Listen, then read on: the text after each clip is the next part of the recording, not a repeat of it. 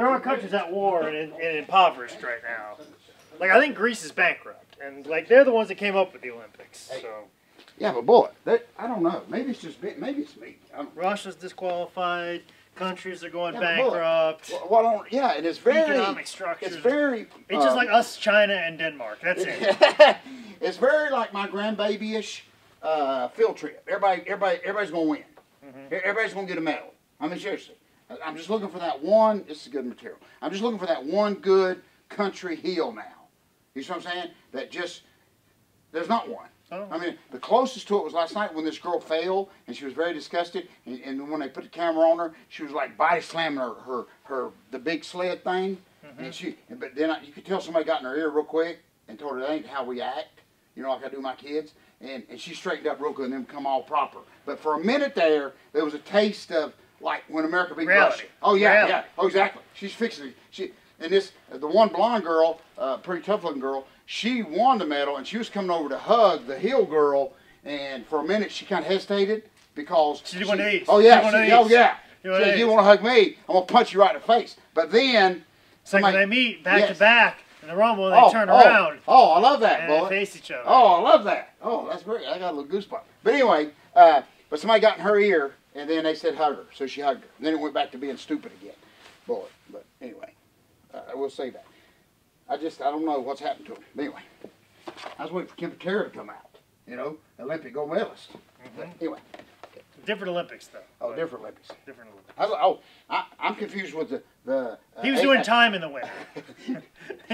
He was locked up. I'm confused with the ABC Strongest Man of the Year, Strongest Man competition. Remember the wrestlers that was on part of that? Oh, my uncle knew Kim Patera quite well. But listen, oh, really? Yeah, I loved him. He competed in the Pan American Games. Oh yes. Well, and my uncle. My uncle would be the guy that the weightlifting promoters would bring in to push Kim Patera. Because Kim Patera, he'd be like, I never knew that. Nobody can even push me, so I'll just win this meet and that's whatever. But they always wanted to push Kim Patera to possibly break a record or throw some serious weight, so they bring in my uncle to push him. But also my uncle was a world record shot putter, and he went to the Pan American Games when he won gold, and also Kim Patera won gold. So my uncle, he was very respectful of other countries, especially Cuba. Yes. In the 70s, there was somebody from Cuba who won a medal in an event. Yes. And my uncle and Kim Patera were just kind of hanging out. Oh. And my uncle, out of respect, stood for Cuba's national anthem because this person won a gold medal. And the words that Kim Patera said to my uncle were, "Sit down, you effing commie."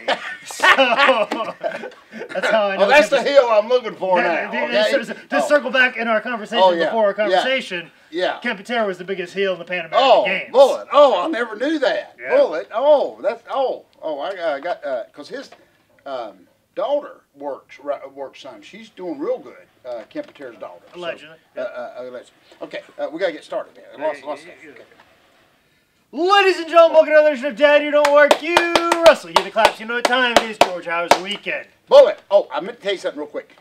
Ain't this neat? Remember everybody made fun of us? Let's see, I'm a little bit in front. Everybody made fun of us about the index card, remember? Yep. They have actually that index card is on its way to the Hall of Fame. That should be. They're actually going to put that index card because the one referee that pulled it out actually, I think, refereed the Super Bowl this past a couple weeks ago.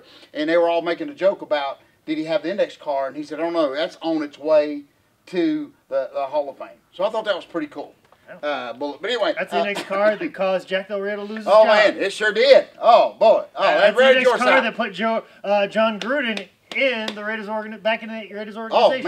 Oh man, that was very George Southis when we go to put the ring down, and there's still a whole sheet of padding on the truck, and there's about this much plywood showing, and you hear me say, just leave the padding on the truck. We don't need it. Okay, so we had that much board showing. But anyway, welcome everybody. Bullet, we are slowly closing in on a milestone. I don't want to wish us bad luck, but we're getting pretty close. Am I correct? This might actually be the episode. I'm not for sure. Well, I feel like we should be special or something. But we're close. Listen, I can't have 2 special holidays this week. I got Valentine's, that's right. I got Valentine's Day that I don't know what I'm going to do anything about. I thought we were in agreement we weren't going to do anything. We're going to be an old married couple and not do anything. No. She talked about she went to a store and a little shop. It turned out to be closed, thank God.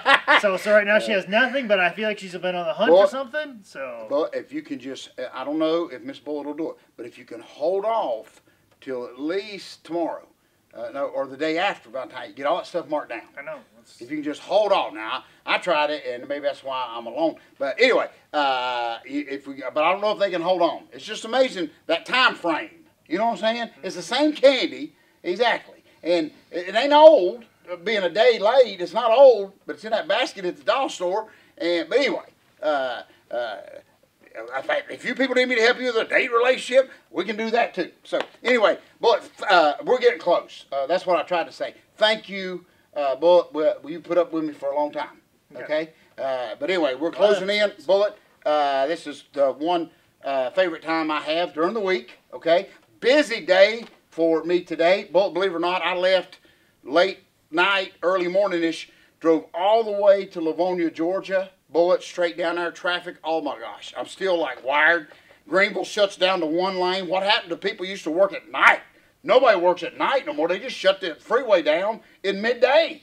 Bullet. But anyway, wonderful time. Went down to Pleasant Hill Baptist Church. They had an adult senior class, Sunday school class of older folks and stuff, and we had a little dinner, and I didn't know how, I know to get over it with everybody, but I didn't know I really had to dig deep for my Ric Flair charisma that he says I didn't have, because I'm in a room, Bullet, after we ate, wonderful vegetable soup, but after we ate, and there's 30 older people that have seen everything, World War II veterans, brother, they seen everything, came over on the Noah's Ark, they seen everything, and here I am in front, okay, and it's like an old outlaw wrestling show. They're saying, okay, entertain me, okay. Now here, and Bullet, listen. And you gotta do the Ric Flair Christmas. Oh yeah. Where you take this magazine that somebody brought all the way from Japan that had you in it from like the 1980s, and they present it to you, and you say thank you, and then you throw it against the wall the second you walk in the ECW arena. That type of charisma. Yes, that type of charisma. Okay, I just want to make sure they're talking about that. Or when I'm actually doing a signing, and some fan has traveled 10,000 miles to give me a picture that they have held on to. You can see their fingerprints crunged in it. They've lost their kids along the way through the journey, the swamps and the mosquitoes and the locusts, but they've come to deliver me this picture that they want me to have, and so they present it to me, and I stop the signing and I tell them thank you, and the minute they walk off, I give it to somebody. I give it to somebody, and I say I don't collect stuff like that. But anyway, everything's on a good note. Bullet, I rushed back. Had a great visit with these people. Bullet signed some pictures, very Ric Flair's autographs in ROs. But anyway, all I know is... Just remember 16 times. I'm learning that now. I had to go back. I had to go back to ROs. And Steamboat has HOF. I had to go back to ROs the next day. That's all I'm saying. I had to make a trip to ROs real quick and fix it. So... Anyway, folks, see if y'all was here, y'all be out inside scoop on that joke. But anyway, then I did give them away some autographed pictures. They loved the fact that on the back of it was like Ricochet, Tessa Blanchard, Queens of Combat. Yeah, they just flipped it over. They were wondering. They were wondering. I saw one side, he flipped over, then fell in love with the Rockers and everybody that was on the backside. But anyway, just a great time, Bullet, really. And I connected. Once again, with these folks, probably had a million stories on their own, but just a great time. I jumped in the car, rushed straight back here, Bullet. Independence is unbelievable.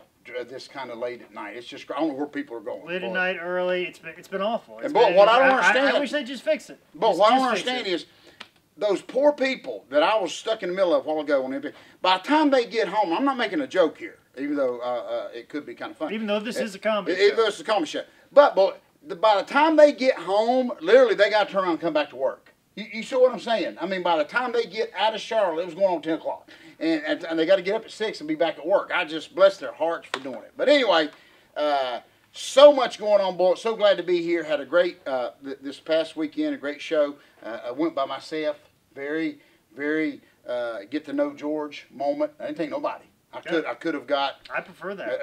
Boy, I was very bulletish in a car. The only reason I had people coming with me to places I'm going this weekend is because I need somebody to drive while I'm sleeping. I can fall asleep for about 45 minutes behind the wheel, but I need about at least a solid 2 to 3 to make it through this weekend. Great. Went back up to our buddy Josh Stomborn, who ran Forest City. I've shared it with our great fans before. The Armory, actually, it's unbelievable. They let him run every 2 weeks. Only Armory in the world. In North Carolina to run anything. And not only that, they let him keep the ring in the building, which I don't even understand. I don't want to ask questions and mess everything up, but I can't even get them to let me, like, bring a ring and take it back home. They won't even answer a call. But anyway, just a great little crowd. Saw Ricky Morton there. We got to dog everybody on the show, which is always great. We shot an old school angle with Jimmy Vance going to come back, and we're actually going to work a little match next weekend. They're going right back to Chase High School. So it will be me and a mystery partner against Boogie Woogie Man Jimmy Valiant and a guy, Mickey Richards, that does the Boogie Woogie Man gimmick. Okay. So it's me against the Boogie Woogie Mans and whoever I can find to tag with me. So anyway, a lot of stuff going on, Bullet. I know you're very, very coming back in, or you're getting ready to take off. I know you're busy. I'm about ready to take off. It's actually been kind of a maddening, slow couple of weeks for me. I haven't had a whole lot going on. It's been driving me a little crazy, but that's okay, because this Thursday I got a comedy show at Cabarrus Brewing Company in Concord, and then the next day I got to be at the Rockstar Pro building in Dayton, Ohio for Wrestling Revolver, and then I got to hurry back because we got to do a ring rental in Mount Airy, Georgia. Wow. For Mid-Atlantic Championship Wrestling, get back home, sleep in my bed for only a few hours, and get up and go to PWX the next day. Wow, and that's in Gastonia. Mount Airy, Georgia. I thought I'd been everywhere, but because there's a Mount Airy, North Carolina, but this is Mount Airy, Georgia. Yeah. We'll see if the ring truck can make it up to this mountain or whatever it is. I know. I've got a lot of places. I'm basically going from Concord to Gastonia, but there's a lot of back and forth to other places. Boy, and I don't know if you saw this in Indiana. I'm thinking that's not where you're from, is it? Close to that. Iowa. But anyway, this is not any of the bad week stuff. But the only reason I kept it in the back of my mind, stored here with all this memory, is because I thought Indiana is where you're from. But now that you're not, I'm all screwed up. But anyway, it could have been Idiot of the Week, Bullet. It was kind of neat, and I first thought it was a joke, but it wasn't. A guy, Bullet, at a gas station was going to rob a car, whatever they call it. He's going to steal a car. They call it robbing a car. He's going to steal a car. But guess what? It's like a big thing for whatever reason. It's such a big thing that the Quick Trip in Charlotte, right close to my house, there was one Saturday where they had a police officer who would buy you a free cup of coffee if you come in and you show him your keys and show that, because that means you turn the car off. That you didn't leave your keys in the car to decrease the amount of car robberies in Charlotte, because a lot of people are leaving their keys in the car when they go in to pay for gas, and then people are running in, stealing their cars, and going off. That's exactly. I didn't know it was that bad, but boy, I love this. People are like mad because why can't I leave keys in the car? I'm like, you should never leave the keys in your car. No, you should never. This is a bad idea. I mean, even though you're sitting at home, you lock the front door. Okay, you don't leave that open. But boy, what I think's neat about this guy, and you'll hear about it, boy, in Indiana. This guy, the old minivan, looked very George Southish and all of his kids. But boy, guess what? It didn't have a logo on it or nothing. But this guy, it was a karate school van. Okay. So brother went to steal it, but it still had the karate people in it. So they beat the crap out of the guy. You know what? That would be my luck. They were real karate people. They were like a fake karate that you see on some Instagram where like, here, I will move away this gun, and all of a sudden they're like... Yeah, it's not the fake karate people that come up to us at wrestling shows. Yeah, not the fake karate people. It's like real karate people. They tell us they used to wrestle in between black belts. But anyway... Well, they like, here, take this gun and I will disarm you. And they're just like... But listen to me. But this poor guy, you almost feel sorry for him. This poor guy thought he was going to rob his mom, little minivan, and just get down the road. But anyway, brother still had the karate school. He had the 3 ninjas in the back. He had the 3 ninjas and the surf ninjas in the back. Boy, Keno bobbed out and everything. It was like... But listen, they beat the crap out of him. I'm telling you right now. His Ninja Turtle theme song come on. Anyway, but they beat the crap out of the poor guy. Well, I just think that's kind of cool. But anyway, there'll be a TV show about it. You watch. But going back to that, I ain't got nothing to do with what I was getting ready to say. But what's brothers thinking? I ain't stealing no car till you fill it up at QT. You know what I'm saying? Michael, I mean, seriously. Yeah, I'm not going to, I may just walk around, but that'd be my luck. I'm going to steal somebody's van while they're in there and their credit card ain't going to go through. Listen, best advice I ever got, ever in my entire life, is that the pastor that runs that church off of Freedom Drive, he said that he's got all his cars out there, and he never puts in more than 1/8 of a tank of gas. Because if anybody tries to steal those trucks, they got to stop at the gas station up the road. So like one time somebody stole their car, they checked the nearest gas station, caught him on surveillance, and got the truck back. He said, I kind of like that. That's why I never keep more than 1/4 tank of gas in my truck. I knew all those years working at Freedom Drive. Okay, Bullet. And you don't need a wrestling ring to put on a wrestling show. Hey, people say what they want, Bullet. There is still people.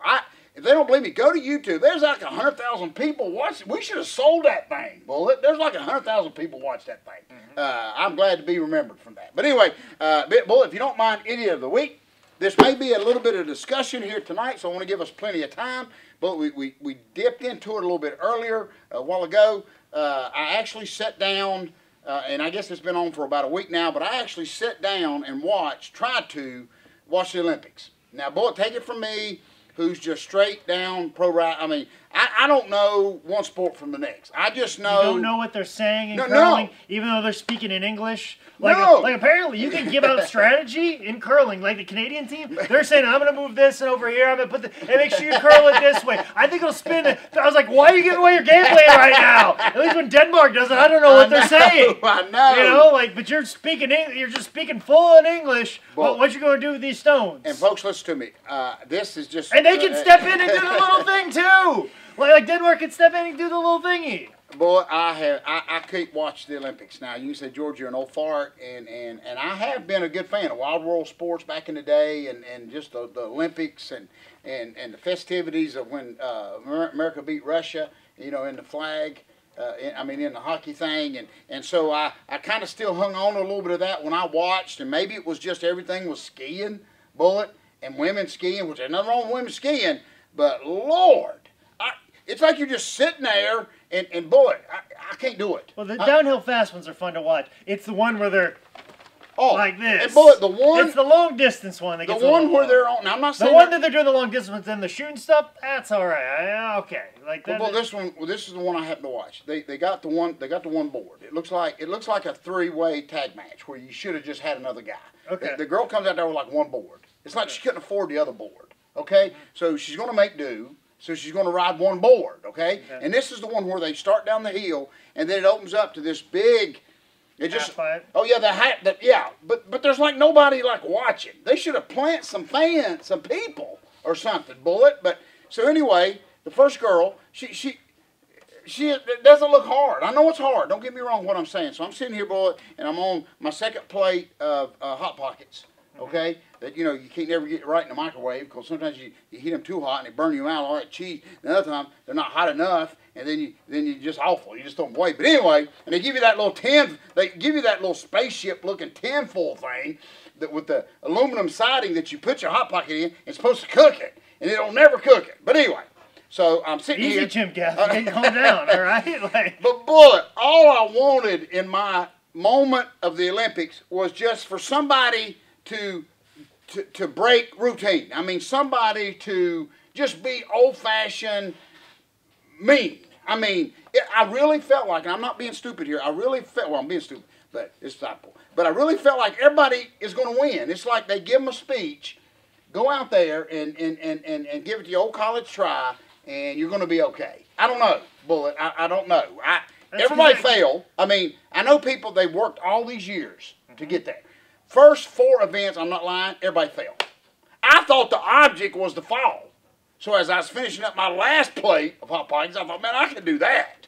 Okay? I actually thought the object was to fall. Okay? Then, the one girl, here's what really did it for me. Then I'm going to let you say something and I'll shut up. But everybody is from everybody's country. There was this one guy, I'm not lying, I'm not making fun of nobody, Bullet, okay? There's this one guy that was raised Russian, okay? He was adopted into an American family. Brother had like 8 flags on him when he was coming out there. Now, I'm not saying I was adopted, okay? I'm very proud to be adopted, Bullet. But, you understand what I'm saying? I didn't know, do I boo him? Do I cheer him? You see what I'm saying? I'm not lying. Brother, I don't even know if he won. Brother, he could win like, they even said he could win like 8 medals in 8 different, he could represent 8 countries. I'm not lying. They talked to this one Oriental girl, and she said, my mom and dad are Americans, I'm an American, but I want to represent the country that she's from. So they're going to let her, you see what I'm saying? Should the Olympics be that confusing? Is all I'm saying. Well, okay? Listen, some of the people from Russia, they got banned, but then they're allowed to compete under the Olympic flag, not the Russian flag, because of all the doping. And then, of course, there's people suspecting that there's everybody's doping, and then it's like, wait, which doping program is the best? So obviously you're going to pick that country if you have any type of nationality, instead of picking this one, especially if this person's clean or this person's not clean. So we don't know. I'm just saying, watch the movie Icarus, and you're going to watch these Olympics in a far different way. I'm just saying, let's just put everybody on. Now, boy, listen to me. I am very impressed that they could even get all that together. I mean, you're over there in a blizzard anyway, and you got to have everybody. I know how hard it is to get, 3 outlaws at a wrestling show home time. I cannot imagine having to get everybody over this Olympic thing where they need to be when it's time, when it's time to do it. I don't know what other events, and it may get more exciting. I just sat there for about an hour, Bullet. And I'm telling you right now, it was just, the closest I got to excitement was when I told you the one girl fell, and they had her off camera, and she's over, she's getting ready to beat the tar out of her snowboard. Turned around. No, exactly. Yeah, very bulletish when I'm trying to crowd you in a corner, and you don't want me to crowd you in a corner. Very Eddie Gilbert-ish. Oh, boy. After Tommy Rich came out of nowhere with the white gray suit. And him over the head with a trophy after they won Tag Team of the Year. And he gigged himself. Bleeding all bad. And Lance Russell's trying to talk to him. And he's just like, I'm sorry, Tommy. We can be friends again. We can be sorry. That's better. That 5 minutes right there better than a whole Olympics. And Tommy comes out, and Eddie's like this, all bleeding. And then he turns his back on him and beats the crap out of him. Now, Bull, I'm trying not to be real hard on all the athletes because I know they do train. And I know they put a lot into this. But I don't know. They put a lot into their bodies. They put a lot into it. I don't know. I don't know, boy. Something's got, I don't know. Maybe the men tonight doing the skating or whatever is going to pick up the tone. I don't know. It's just, I don't know. I think it's very sugar-coated-ish. Okay, boy. I'm not a fan of the Olympics, the Winter Olympics. Summer's more my game. There's much more, sports that I've done in my lifetime. As far as the winter ones, there's not a lot of ones I can relate to. Because who of us have done luge in our recreational No, exactly. time? Now let me ask you this. Skiing's as close as it gets, and let me tell you, I was kind of hot because I was watching skiing over the weekend, and I come to find out that there was a guy doing the downhill like ski racing, and he was doing it with a torn ACL. Now I remember when I tore my ACL, the doctor said, he's like, we can fix it. But you're never going to be able to downhill ski ever again if we fix it and put an ACL in there. And then I turned the Olympics on.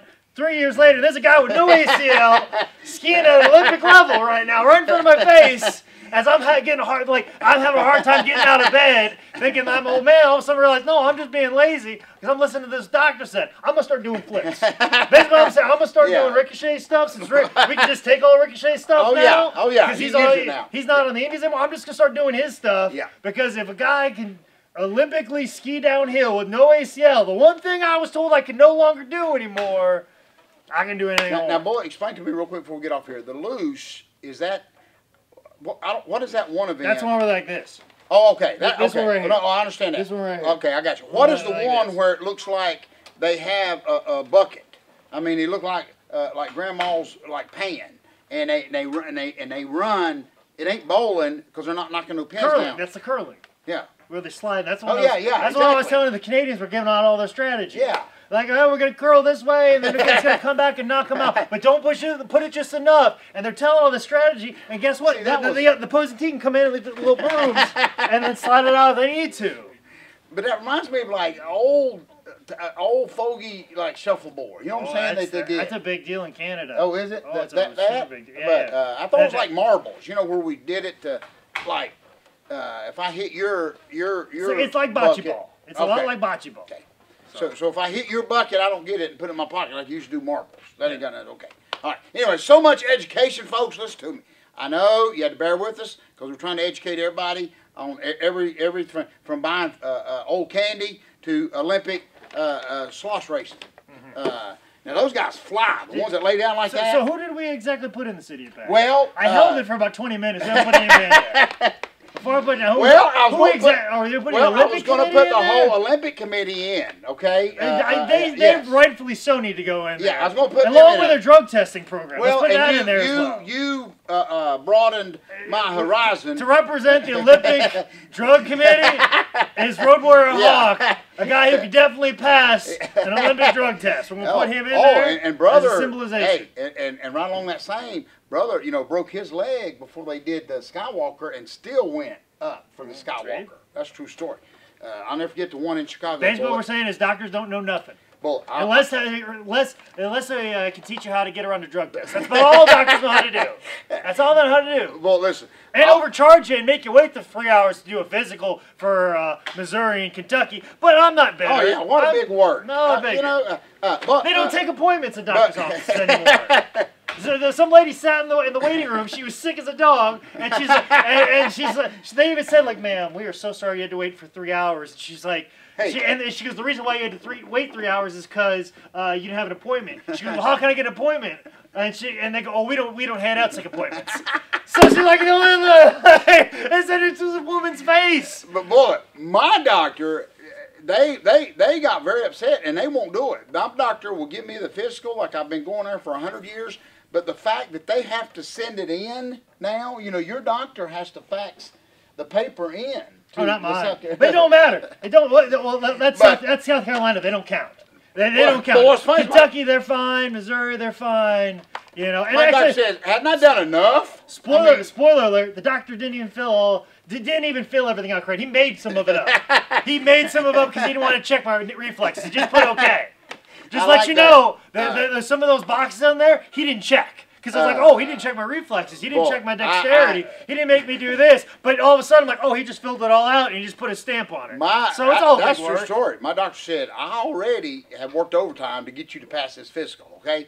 And you expect me to fax it in too? They told me no, seriously. And you can't send it in yourself. Are you kidding me? No. If I can legally pass it, you think I'm going to cheat? I mean, you know what I'm saying? You think I'm going to break the law with the fax? I mean, that should be the easy part. But anyway, so much education going on here, boy. Thank you so much. I know you got a very, very busy week. Yes, I do. Very, very busy week. Thank you for helping me with understand a little bit more of the Olympics, folks. But what is very good, if you're going, is it called the loose?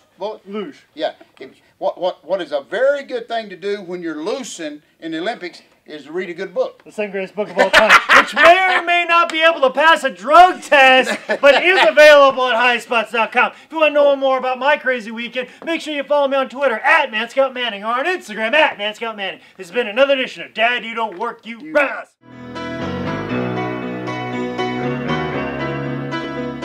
Thank you, boy. Good show. There it is. Buddy. Very good. Mike Lee. State-of-the-art stuff, Jack. Some would even call it a gold medal level. I should have had a medal. Man, I should get one of Michaela's old medals. I should have presented you with the medal. And then you give it, and then you throw it down like Shane Douglas. Exactly. Like Lee, I'm going to give him a gold medal for the slosh, and he's going to throw it down. You hear me? Dr. Isaac Yankum will tell me that I didn't pass a drug test, and he's going to take it away from me.